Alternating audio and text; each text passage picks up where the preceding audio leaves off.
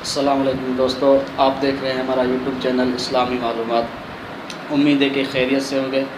ہماری طرف سے آپ سب کو عید الاضحیٰ کی لاکھوں مبارکیں ہوں۔ عید کے حوالے سے ایک موضوع آپ کے ساتھ لائے ہیں۔ وہ موضوع یہ ہے کہ عید کے دن قبرستان جانا کیسا ہے۔